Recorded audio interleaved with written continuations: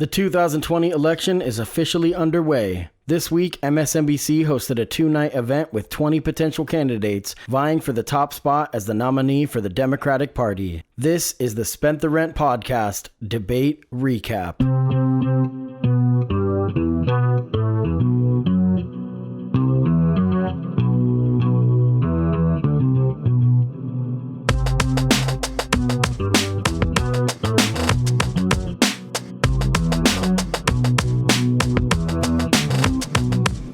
Welcome to the Spent the Rent podcast. I am your host, SelfEsteem BoatWillie. My guest today for the fifth time is James Barber. James, welcome back to the podcast. Thanks. So love doing this. Yeah, so this is a big deal because I've been having a lot of people ask me to do video. So this time we're going to do, for the first time ever, this is a special thing. We're going to do video. So if you're watching at home, I appreciate it. If you're listening on an app like Apple Podcasts, Spotify, whatever, you can go to STRPOD.com/video and you can stream the full hour episode. Pretty exciting stuff. So James, thanks a lot for coming. You know, I've been hounding you about this because once I knew that there was the debate coming up, I knew it would be an awesome episode to cover. So thanks again for being here. Yeah.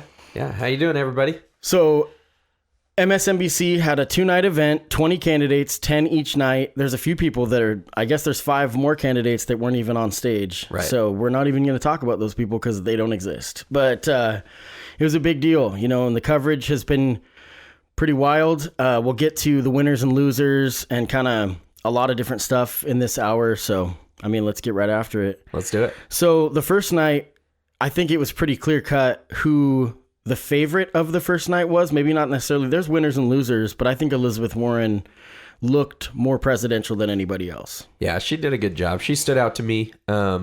This is coming from, disclosure to everybody, this is coming from the perspective of a Bernie Sanders supporter. That's true. I'm pretty vocal about that, but I also like to look at every single candidate. I like to do the research, and Elizabeth Warren is my number 2 choice. Right. She has been for most of the whole time. So right.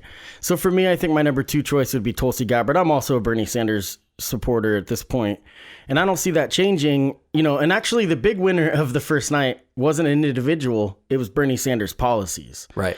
So, but we'll get to that in a bit. But my number 2 is Tulsi Gabbard. I don't think she's gonna have a chance. You know, it's funny because I think she would do really well in the general, but I don't know if she can get through the primary. Yeah, I kind of get that feeling too. It seems like if you're relying on the debates to kind of change your position in the race, then you're going to have to bring a bit more energy to it than I think what she did. Sure. And it's early and, you know, there's going to be more, but yep. I know that she's popular with a lot of people, even on the right, you know, but it's just tough. The best thing about Bernie Sanders, in my opinion, is that Elizabeth Warren and Tulsi Gabbard would be in his cabinet. Like, yeah. I'm almost convinced that that's the case.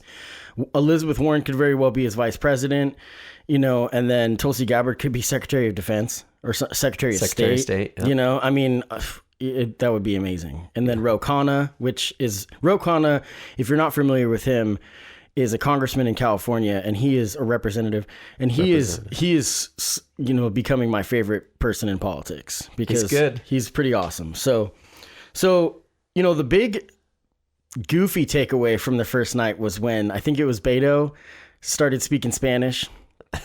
And it's interesting. And this is why primaries are not really, I wish that you had to not, I mean, it would be free, but like if you're not a registered Democrat, you just can't watch it. You know, because it's not for the Republicans. And so, you know, there's a lot of people out there right now that are saying like, oh my gosh, they're going to lose support. And it's like, no Republican is going to vote for someone with a D next to their name. You're looking at the Democrats in the primary, and then you're looking at maybe the, you know, 20% in the middle. So I kind of disagree with that. I know Bernie had a lot of support from the Republican side last time. And one of the things that I think the Republicans would be looking at if they're watching those debates is who's honest up there. Sure. I mean, that's really what it comes down to is who looks like a politician, who talks like a politician, and who talks like somebody that, I think I may disagree with them, but I can at least trust that they're doing what they say they're going to do. And that's probably true. I think when I say that, I'm saying it kind of half-heartedly. Right. That it's so frustrating that there's a lot of people that make comments on social media that probably don't even watch. They're going to trash them no matter what. And that the primary, I mean, I'm guilty of that watching what we called the clown car in 2016, Those debates talking about the size of people's hands and stuff were a circus. Yeah. And so I don't want to be a hypocrite. That's something that I'm knowledgeable, or I'm conscious of, that I'm like, I don't want to be a hypocrite and trash them. And every time that it flips around, the powers that be, you kind of forget how you were before. Right. Yeah, it's easy to do. I mean, you kind of get into the us versus them mentality, and it's kind of hard to separate from that. Well, and I've even said it, I think on the episode I did with Mayo, I said how politics are like sports. It's like NASCAR, always go left. But it's like sports in a way that, it's like there's the first round of the playoffs, and then there's the second round and the semifinals and the championship. And I kind of regret even feeling that way, because essentially it is a spectator sport at this point, which is scary. And it's all about media, money, and advertising. And I get that's kind of by design. Sure. I mean, it really helps perpetuate the two-party system. Right. And leaving us with one of two choices who neither one may be acceptable to. Right. A number of people. But it sucks, because essentially what we're seeing more and more of with tribalism is you're seeing people are like, my team is going to win. And it's not even about ideas. So that's one of the benefits of the primary, it was a lot of ideas, a lot of Bernie's ideas. Yeah, that was one of the great things was seeing. I always like the Democratic debates because they're really full of substance. Like right. The focus is mostly on the issues, and you don't really get into the size of someone's junk, the horse race. Yeah, the size of someone's junk. Right. Yeah. I mean, I'm not biased enough. Like when I watched Trump in the last debates, he was effective, and I was calling it out because I do know populist candidates are doing really well. Yeah. And so, I mean, and I've had a lot of people, we're going to get into the winners and losers more and more as the show goes on. But, I've had a lot of people tell me like, who's electable? And I'm like, to who? Because the reality is Republicans already have their mind made up. Not all, but the 35%, the Colt 45, I call him. I guess it's not 45%. He's the 45th. Well, the reality is the Republicans aren't going to have much choice. Yeah. The Republican National Committee is already embedded with the Trump campaign. Right. Like that happened from the beginning. So Trump is going to be their nominee. That's no question. There's going to be somebody out there. Right. Well, Bill Weld. Bill Weld. There you go. Bill Weld has put his name in. He's probably going to be the only one, because anyone else that's going to put their name in, it's just going to be superficial. And it's career suicide, for a lot of people. Depending on how they run it. But I mean, because depending on the state, the Republican Party, I don't know Trump's approval rating inside of the Republican Party, but it's like 140%. Because people are like, they get down on their knees every morning and they pray to him. But like, so, and again, I don't want to be a hypocrite, because I know this is just different though, because during the times with Obama, people called him, I remember there's Rush Limbaugh was talking about the magical N-word, they had this clip that I think they said Negro, but still, which is out of control, but they talked about how Democrats would never say anything bad. And that's just not true, because I've always been vocal about how he appointed the head of Monsanto to the FDA, and how the drone strikes, and, just the list goes on. Like, I wish people would sit down with someone with differing views and play a game where you're like, okay, I will call out my side and you call out your side. We'll go back and forth, because people on the Trump team are incapable of it. Yeah.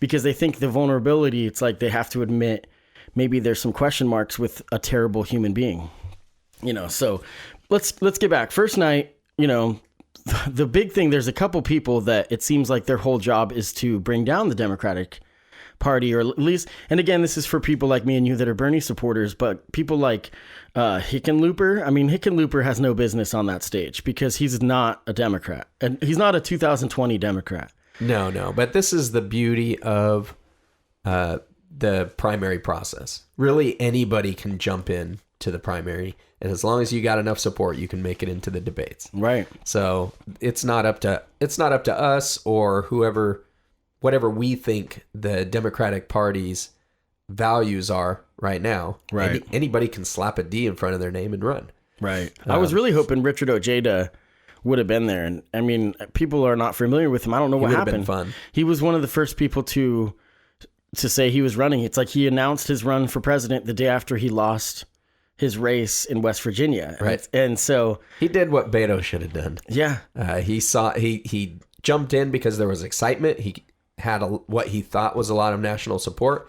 And as soon as you step up to that next level, it's like, wait a second. Yeah. You're not quite ready for that office yet. Well, like, losing there's a lot of other people that are already supporting other. Losing your state race and then running for office is a questionable move. I mean, at least because there's candidates like Trump and like Marianne Williamson and Andrew Yang who have not been elected to office. I mean, Trump has now, but when he ran, And now we have ones like Sestak who lost 2 Senate races and then just prior to running for president. Right. Yeah. I mean, I think Beto has a bright future in politics, but I mean, people talk about Bernie's shtick getting old. Beto's whole thing about how him and his wife have been talking to Bernice in Colorado, or whatever it is, in El Paso, and it's so predictable. And So I mean, if you're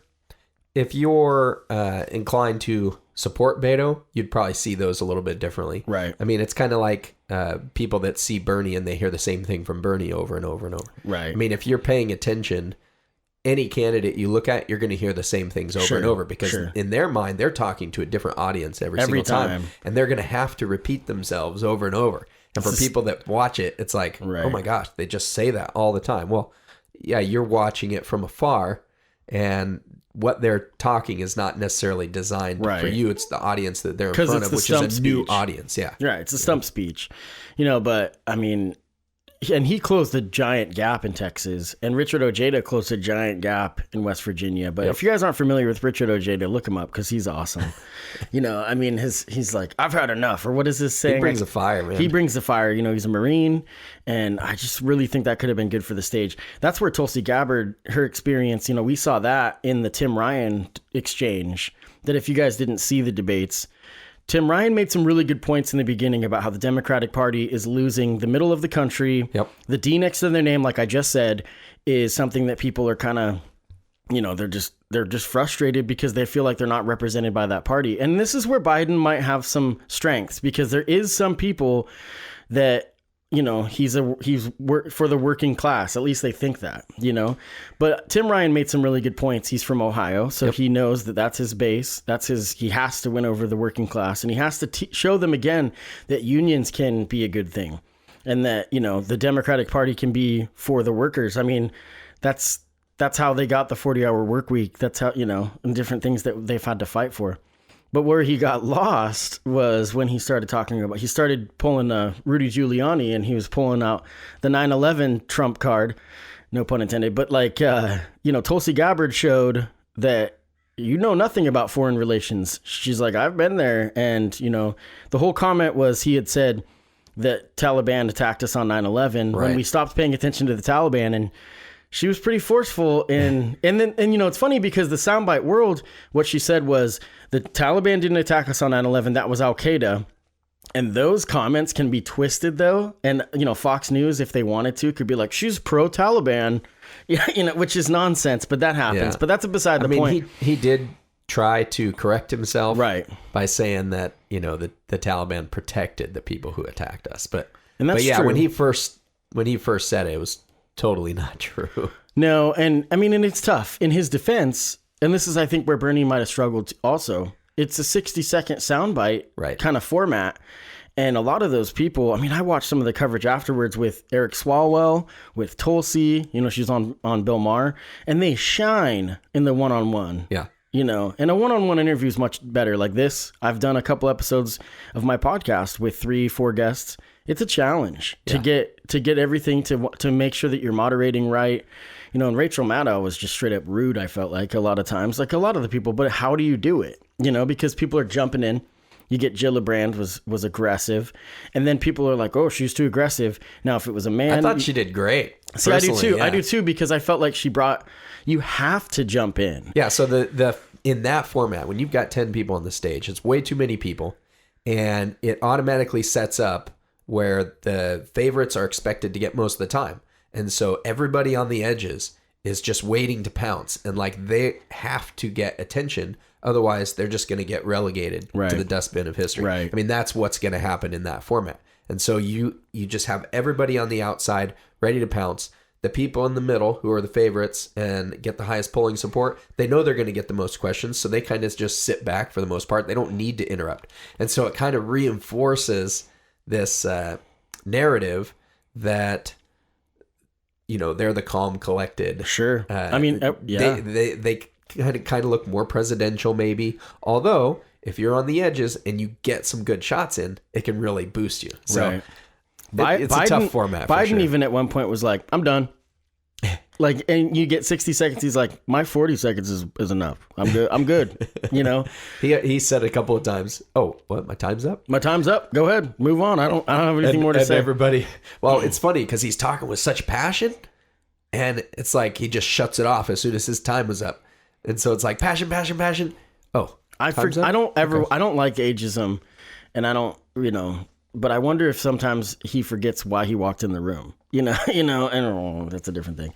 But, you know, well, he struggles with some things. I mean, my favorite part from Biden was the question, what are you going to do? What's the first thing you're going to do after you become president? Yeah. What did he say? Well, yeah, he said, I'm going to defeat Trump. Yeah. It's like, wow. That deed would be done at that point. Yeah, exactly. You know? Yeah. You would think so. Yeah. You would think it's so. Crazy. I mean, maybe he was trying to chant, "Lock him up," you know, or something. That's my first, I didn't catch that in the debate, and you had texted me that, and I thought about it, and it's like, you know, because that's a new phenomenon where people are like, after I beat you, I'm going to then jail you. Right. You know, which is not America. No. Like, that's not what we're about.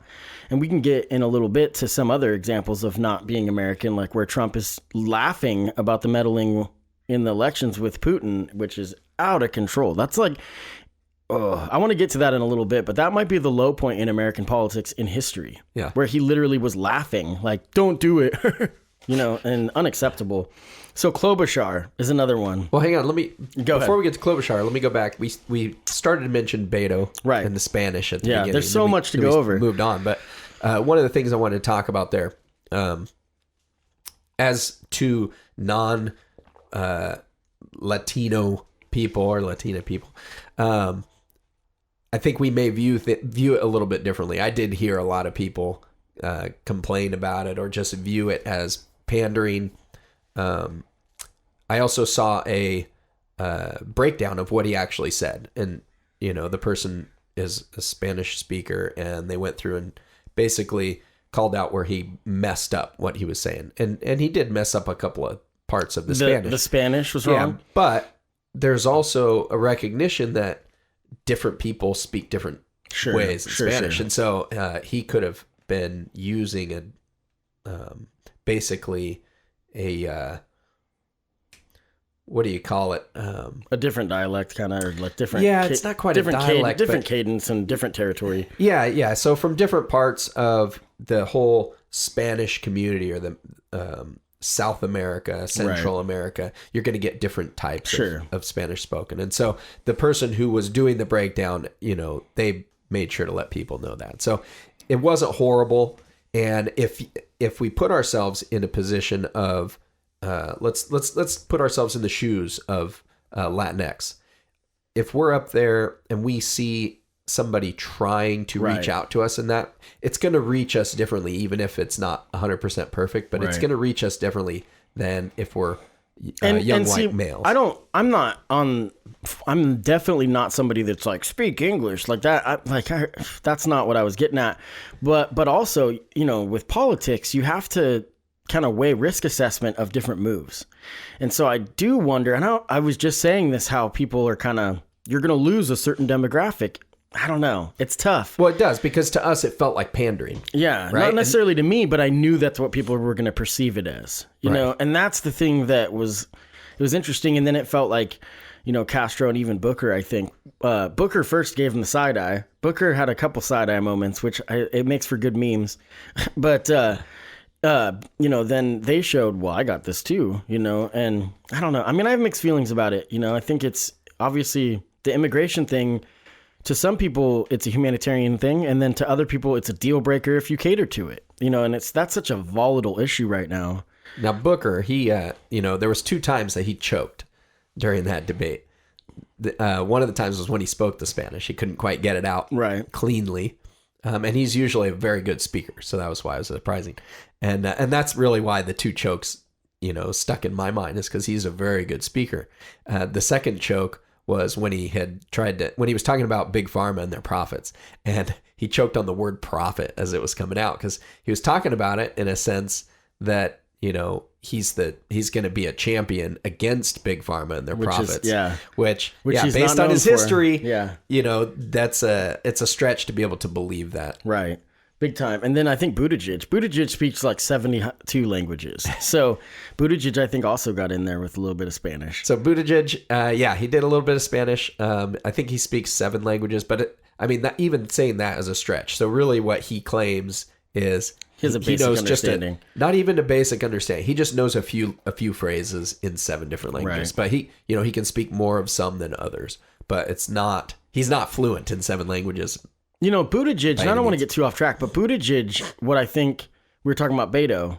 I think Beto's optimism and we'll just say Obama characteristics, I think Buttigieg just stole that thunder, because he comes across as more genuine with the same type of optimism. Yeah. And I think that because during the Senate race by Beto, it was like, whoa, who's this young guy? Like he's standing on too many tables, but standing on tables. And then Buttigieg comes along on the national media and they're like the mayor, but man, let's talk about his misstep, but I think it's really showing and telling that was pretty awesome actually. So the situation in Indiana, in South Bend, he's the mayor of, there was a officer involved shooting where an African-American man was killed. I don't know a ton of the details. By a white officer. Yeah, and then there's been some backlash, and I really encourage you, the listener, to just look this story up. Well, the key parts is the officer claims that the black man had a knife, but the officer's body camera was turned off. Right.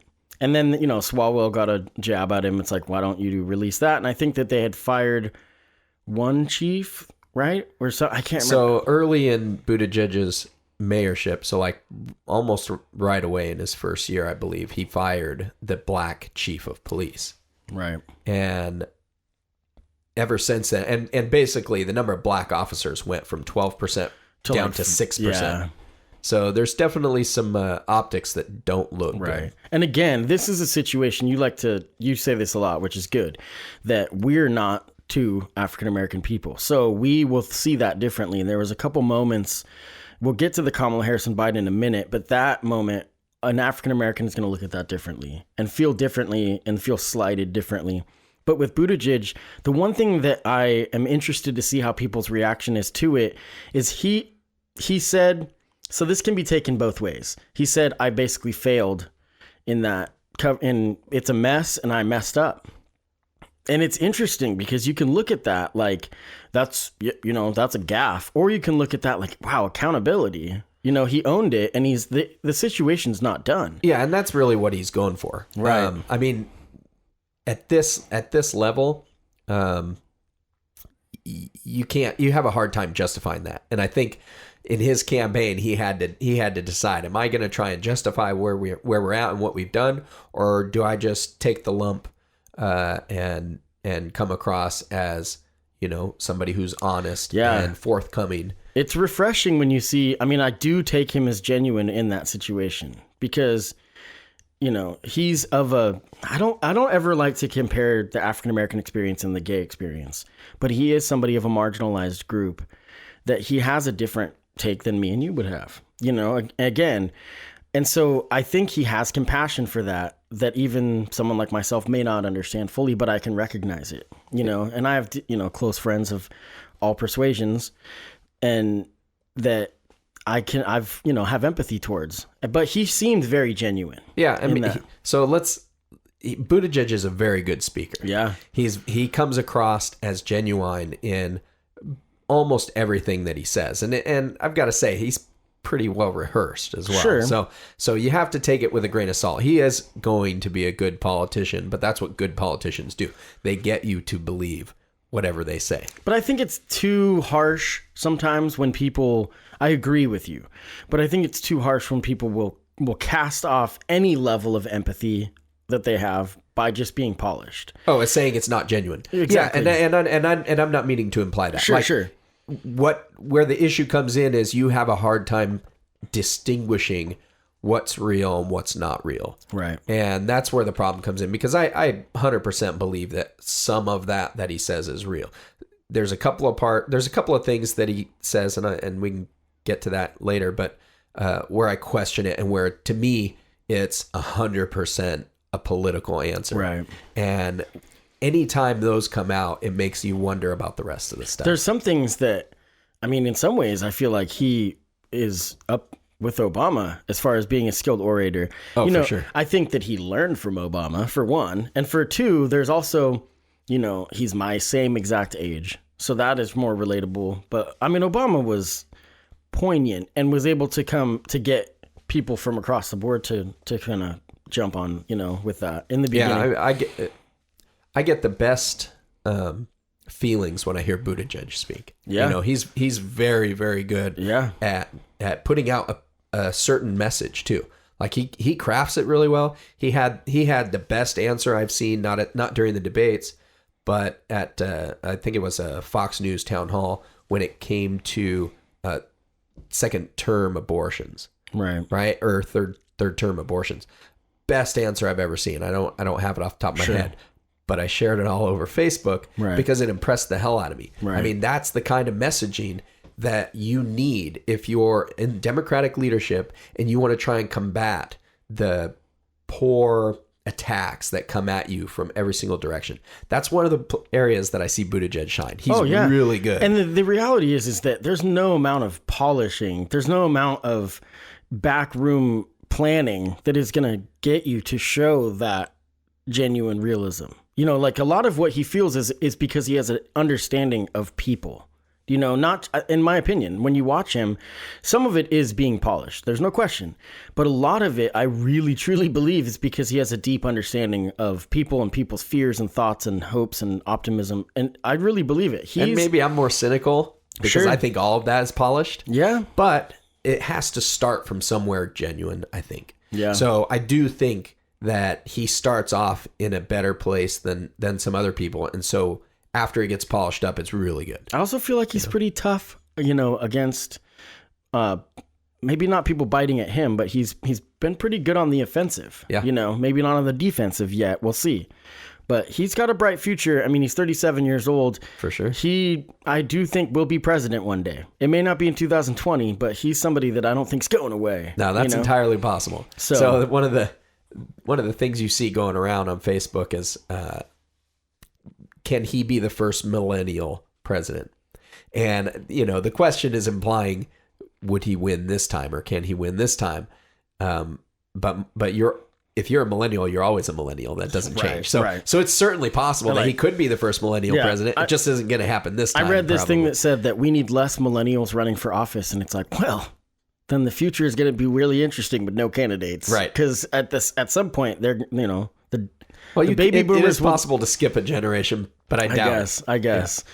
But so we've got a lot to cover. So I do want to touch on Klobuchar. Okay. Klobuchar, I watched a couple of her town halls early on, and I was, for one, Medicare for All is really, really big to me. Seems like she's not for it at all. No.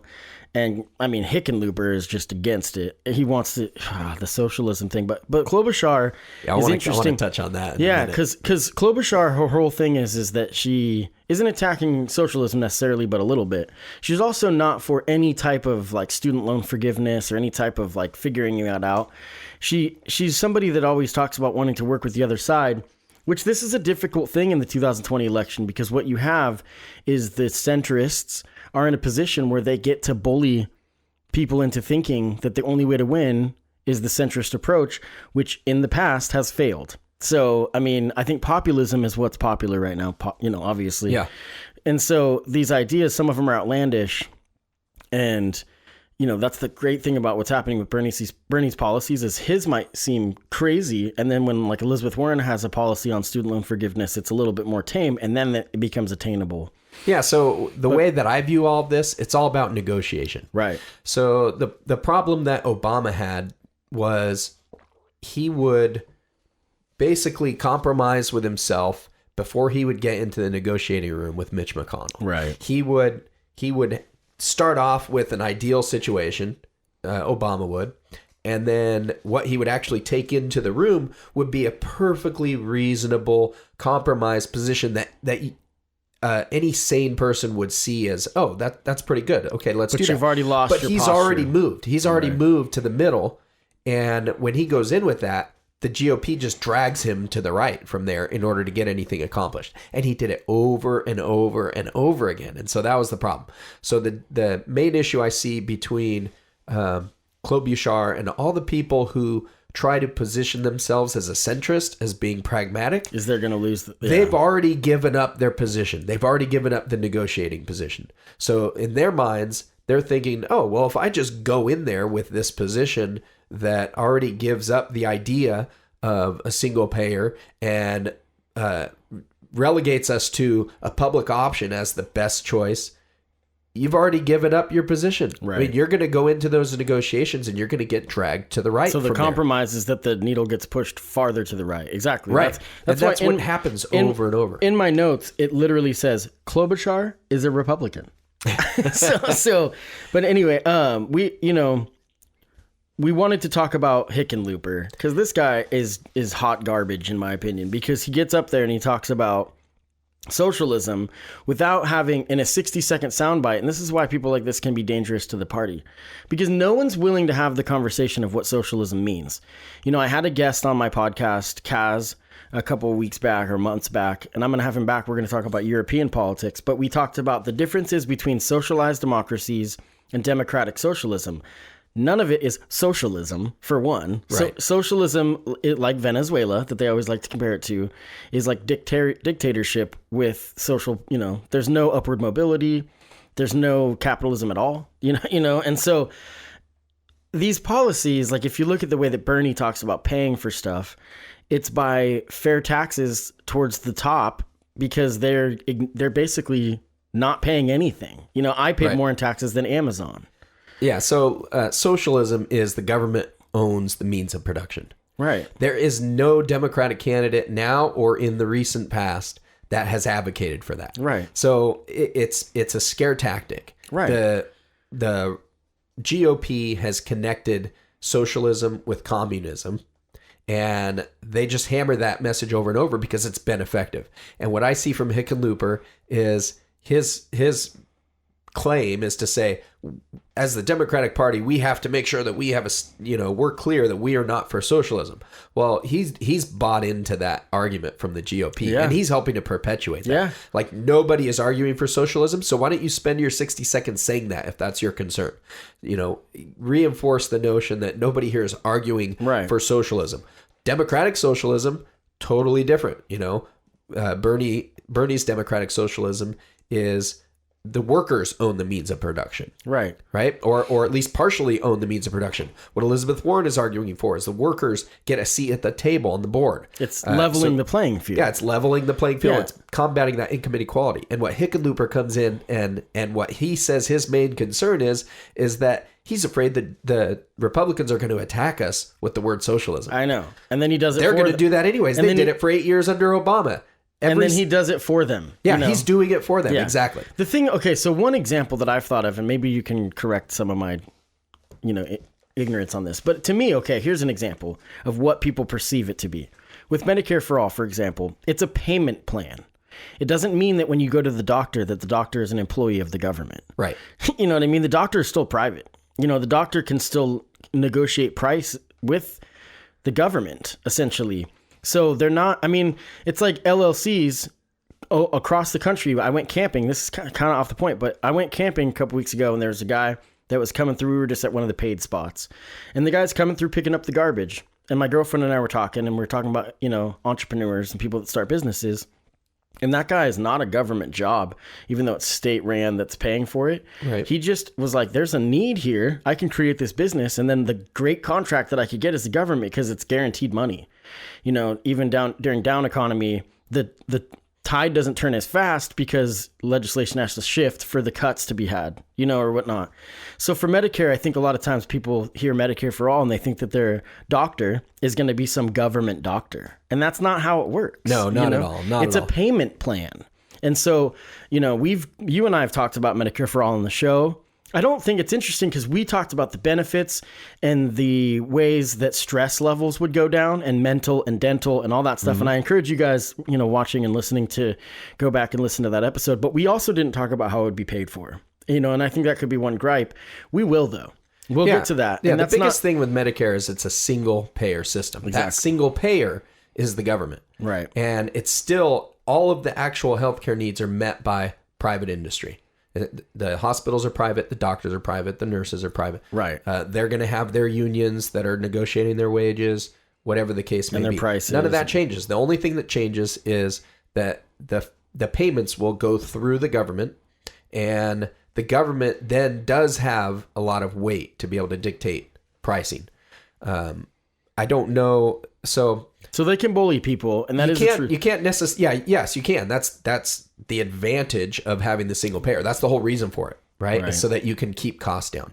But you're not going to put all those people out of business by demanding a price that they can't afford. That's just not how it works.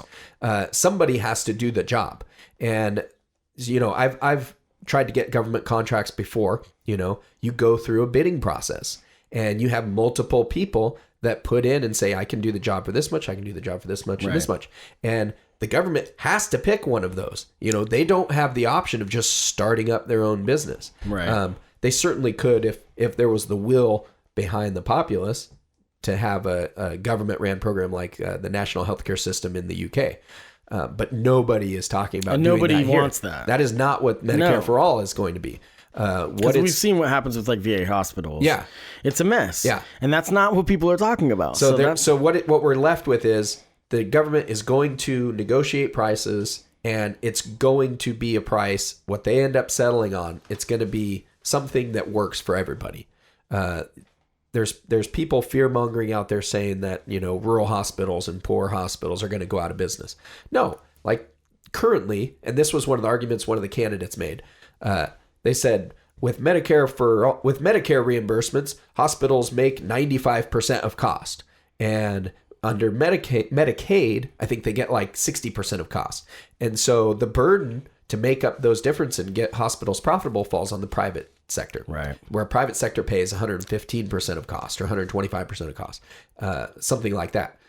Well, what we're looking at right now under our current system, all of those hospitals operate with around a 20% overhead because they have these huge billing departments that have to bill to this insurance company and this one, and they have to know the codes for this and this, and there's so much paperwork that has to get done just for a doctor to be able to do his job. Right. And we end up with all these clinics out there where a doctor gets into the medical field in order to be a doctor, and they find themselves being working in the office covering bill pay, and they have hardly any time to do medicine. Right. And so under the Medicare for All system, the overhead ends up being 2%. Medicare's cost is 2%. Right. That's a huge savings. And basically those doctors that are currently office managers actually get to go back to practicing medicine and not have to worry about all the billing for everything. Right. And yeah, so I think there's a lot of misleading thoughts on that, and we're going to get to that. Let's do an episode down the road. Well, some of that gets perpetuated in these debates. Right. They spent quite a bit of time on Medicare for All, and some of the arguments against it were just not accurate. One of the things that you hear from like Michael Bennett and some others is, they want to see a transition period, or they think a public option is the best way to go. And there's actually really good data out there that shows that, a public option might do the opposite. It wouldn't get us there. It would actually stop the opportunity to get us there. Mm-hmm. So anyways, there's just a lot of things that are coming out. You'll hear a lot of misinformation. And one of the things that I think gets overlooked when it comes to Bernie's responses in the debates, but he's dead on, is there was a lot of money out there. The insurance companies are willing to throw millions and hundreds of millions of dollars to lie to the American people to keep something like Medicare for All from happening. Right. So, Kamala Harris, it's a, crazy segue, but Kamala Harris destroyed the second night. She was, I thought, on point. Now, full disclosure, if anybody doesn't know, her biggest donor is CNN. So, and major media, but that's not the point because she passed the eye test, in my opinion. I think when she went after Biden, again, this is a media circus, so it is, you have to play the room. And as a prosecutor, she has that experience and that backbone and she's tough, but she didn't come across as being harsh, know? She came across as, she played it really well because she played it from not like a victim side, a little bit, because that's what her whole argument was, that the whole busing. Do you want to talk about what the situation was? Yeah, so it wasn't, I didn't get it from a victim side necessarily, but from a humanitarian position. But she was somebody that was hurt by an action, or, so that's what I meant. But yeah, she wasn't really hurt. She was describing her experience where she used that system. And if that system wasn't there, she could have been hurt. Okay. She was talking about how Biden's words hurt her. Right. Because she knows that if basically the efforts from way back when to stop the desegregation and the busing, it would have hurt her opportunity. That helped her to get to where she is today. So I thought she had a great night also. I definitely marked her as the winner because she had there was a few major moments that came out. One was when everybody's bickering back and forth, and she said, "Look, people don't want to see." I forget the phrasing she used. I had it written on my notes that I left at home. But she basically said the people don't want to see us fighting up here. They want to know how we're going to put food on their table. Right. That was the first big moment that she put, because everybody kind of went silent right as she started to say that. And so she was able to do it with the most impact. Yeah. That was great. She had a couple moments like that. Yeah, she had a couple moments. And then the Biden people will call it an attack on Biden.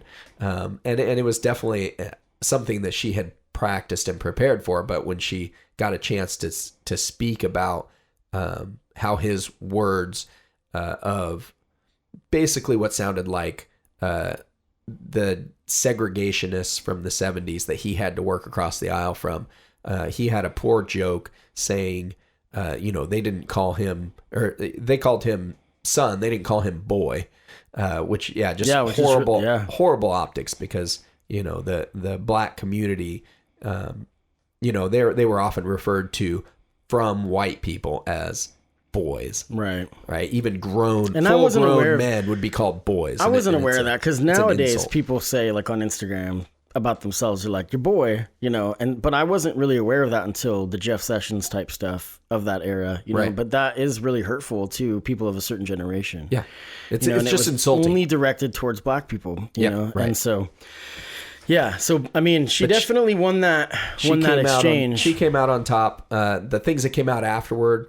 And to me, this just speaks to why she is actually a really good candidate. Was that she prepped for that? She had that in her pocket, waiting to use it, and that's what a good debater does. You have angles of attack against, especially the front runners, and you want to bring them down a little bit and elevate yourself. And she did that to great effect. And then you have the flip side where you have the Eric Swalwell, where he's like, "Pass the torch."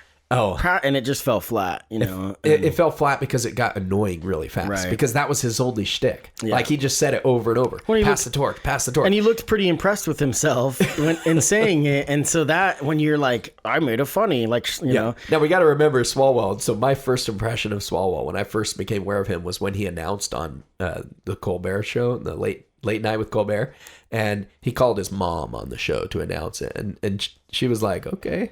She didn't get excited or anything. It was pretty funny. So she's like, "You're not gonna win." I'm not. So my impression of Swalwell was never real high to begin with. Sure. He didn't help himself in that one. I mean, maybe a little bit. He did sound a lot better there than he did on the Colbert Show because in that one he was just everything was canned. Nothing seemed like it was a true emotional outpouring of anything. So we don't have a lot of time left. There's so much to talk about with these debates that we could go another hour probably, but there's just a couple things that we didn't touch on, like Andrew Yang and Marianne Williamson, where they just didn't have a chance to assert themselves enough. And Andrew Yang is a really interesting candidate, and I wish he would have done it because, for anybody that's not familiar, they're still not familiar. Right. And his platform is interesting and is talking to the working class voter about who actually is taking your jobs. It's automation.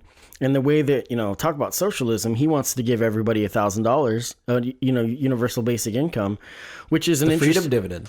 It's an interesting thing that people are like, oh my God, it's crazy. But you look at who pays for it. And this is the thing. He's not done because there will be more debates before the Iowa caucus. Yep. And he will learn that I think they should do a 4-night and 5-5-5, whatever, would be a better format. Yeah, that would be better. Yang is going to be in the next debates. He qualified he's just about to qualify for the second round of debates also. So people will get a chance to be heard. I think I was watching him afterward, and he seemed okay with what happened at the debate. Like people got a chance to hear him, and he's got enough donations to be able to ride it out and get more airtime. He has strong support, especially in the younger community, the millennials, I talk to a lot of college kids, college educated or college students Andrew Yang is their candidate right now. I mean, he's kind of like, there's a pocket of people that Ron Paul was really popular with, where they're kind of free agents. They're kind of willing to look at people for different reasons that are kind of wanting to buck the system and just do things differently. And he falls into that position. So he's kind of a higher level candidate. Like, he's not speaking to people like Trump spoke to, where it's like at the third grade level. Sure. He's definitely speaking at a higher level where people need to understand. Like, his hat says math. I mean, that tells you right there. He's speaking to people that, kind of have a different understanding of things. But he's got some great ideas. He brings in people from the independent community, the libertarian side, even some Republicans. That's kind of where he finds a lot of his support. And his policies, he's got a lot of really good progressive policies, and then he's got some things that are not quite so. But I think he's coming from a good place. I think he wants to solve the problems. He's an entrepreneur, so he's used to coming up with solutions. I like the guy. I think it's good to have him on the debate stage for sure. For sure. Yeah. And I just wish he would have had more opportunities. One thing is he's pretty good at messaging. So when he talks about universal basic income, that's something that a lot of people kind of don't understand, and it's kind of connected with socialism. But what does he call it? He calls it the freedom dividend. People know about dividends. Stocks pay dividends. When a company does really good and they're making money and they want to share their profits with their owners, that's called a dividend. And so that's what he's proposing. And it's just wonderful messaging. We've got the richest country on earth and in the history of the world, and the people that own that country, all of us citizens of this country, we deserve some of that dividend because it's kind of coming off of our backs. Right. The profits are being made off of the infrastructure that all of us paid for and the education that all of us paid for. And so just great messaging. I look forward to seeing more from Yang. Right. Yeah. Well, we got to wrap it up. Let's make sure we covered everything. Who else we got? Inslee, we never talked about. The big takeaway I have about Inslee is that he's one of the people that's like a governor's better than a senator. You got Michael Bennet. I don't think we mentioned. Bennett's got a great policy platform. I agree with a lot, but he just has no charisma. No charisma, but he did hit Biden really well on one particular issue.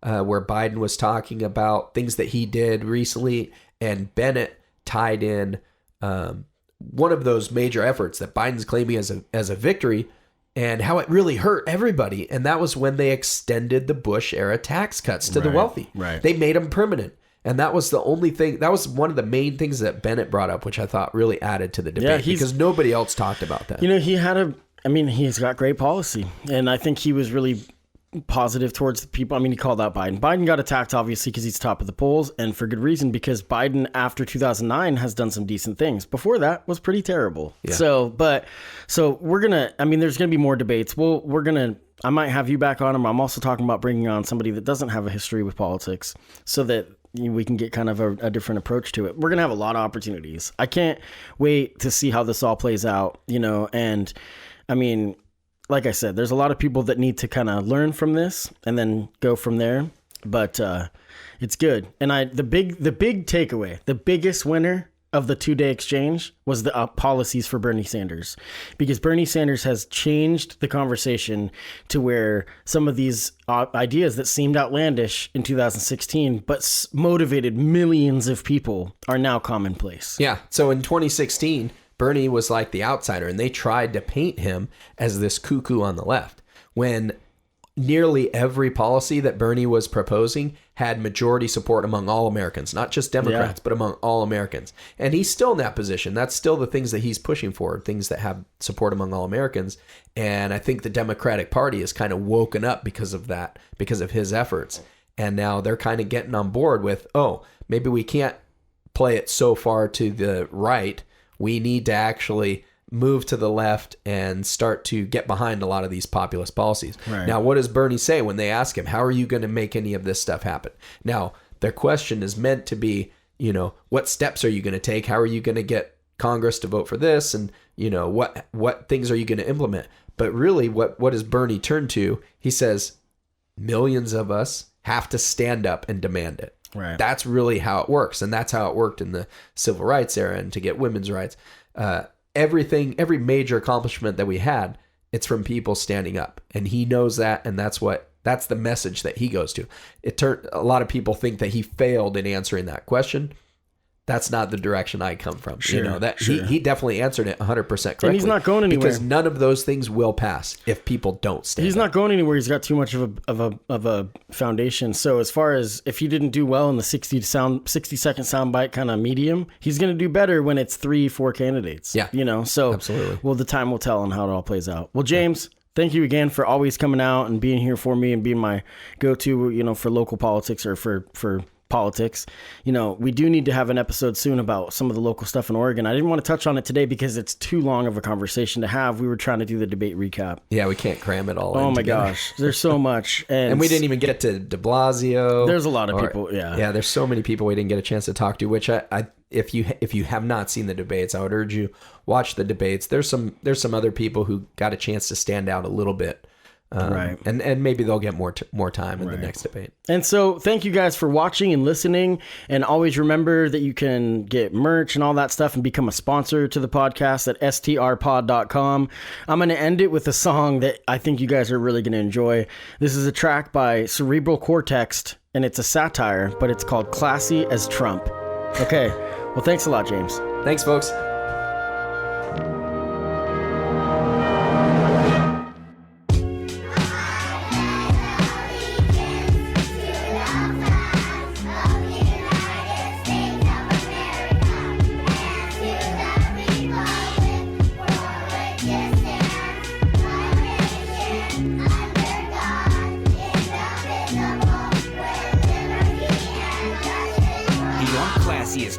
I love candy and bumps, champagne in a coffee mug, the happiest drunk. They got Donald on Prozac, acting trashy and smug, farting processed food, bubble bath in the tub. Said I'm classy as Trump, Confederate flag on my truck. Cut me off on the freeway, now I'm flashing my gun. Would've won the Powerball if I had any luck. Swear I changed the world once I want it badly enough. Yeah, I'm classy as Trump, in my luxury car. Deep tissue massages and Cuban cigars. American cheese on my Big Mac, make it a large. I think about starving children on my mission to Mars. I'm so classy as Trump. With my glamorized image, I say all the wrong things and have all the right gimmicks. First world problems pushing me to my limits. Wish minorities would empathize with my white privilege. We have losers. We have losers. We have people that don't have it.